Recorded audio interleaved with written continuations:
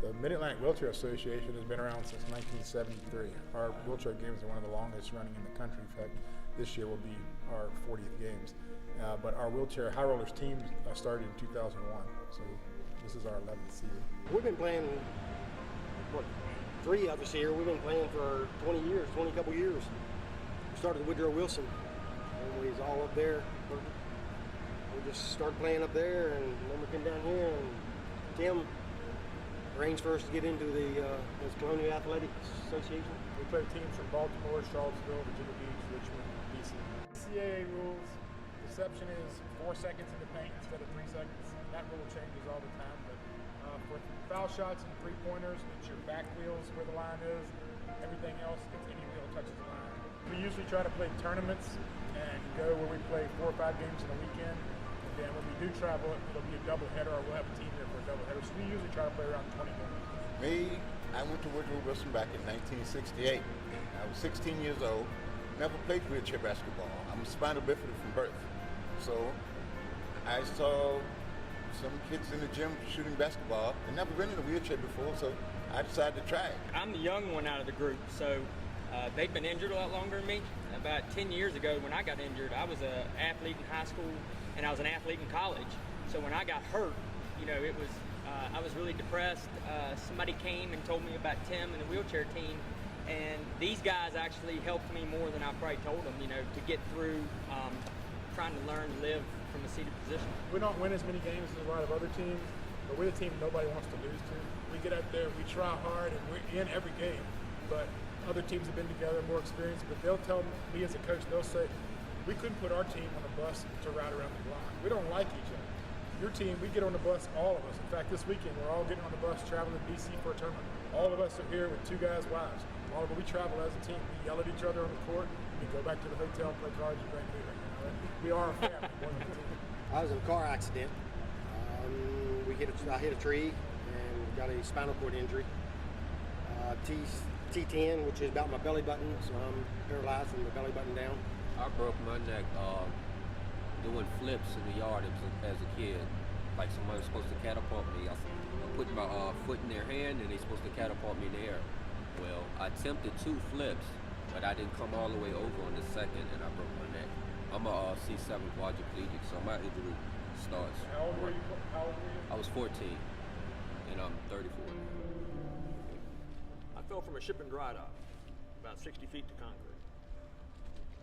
Wrong place at the wrong time one day. I'm 62 years old. I was born with spinal bifida from birth. Doctors told my mother probably lived to be 38 or 39. I'm still here. I've had 2 accidents that contributed. 1997, I hit a tree head on doing 62, broke my back. 5 years, I walked away from that, and then 5 years later, because of the fuse on the back and the weak spot, I fell 27 feet from a tree trying to fetch a set of car keys that I'd thrown up there out, and when I hit the ground, it broke right where it was fused. I'm not in a chair, I'm a walker, but I don't have any ACL, meniscus, and have arthritis, so I actually have a permanent lower limb disability, so I qualify to play. And there's 3 classes, 3s, 2s, and 1s. I'm a 3, Jock's a 2, Anthony's a 2, these other guys are 1s. It was a transition. Like, I was really deep into sports when I got hurt, and I think if I was older, I probably would have been a little more upset behind the situation, but because I was a kid, I was able to overcome this. It's kind of tough because I could see the kids. Like I said, I've been on crutches ever since I was 4. I still use them, but I had a motorcycle accident. I can drag race a motorcycle.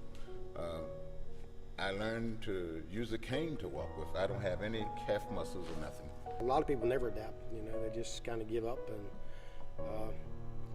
it helped me going to Woodrow Wilson. You can always see somebody who's a little bit worse shape than what you are, and if they're trying to make things work, then it gives you a whole lot of inspiration and just try to make things work. It was a tough transition because sports has been a part of my whole life, and what was really tough was the sport I did in college was track. So it was like a double whammy, I guess. One, you can't walk, now I can't do that sport anymore. I never played basketball competition-wise when I was on my feet, so it was an adjustment, but just being involved in the sport and being with these guys has made the world of difference. The longer we've played together, the more we pick up on each other's tendencies and start to learn. We just gel more as a team. Larry, through his accident, actually has no vision in his left eye. So when you think about court vision, so we try to, think about that. We try to throw it over his right shoulder on a break so he doesn't have to turn around and find it. And he does. If you don't know it, you wouldn't know it. These guys have more life experience being injured. So something's happened in my life that may involve being injured, and I can go talk to Larry about it. He may have gone through it.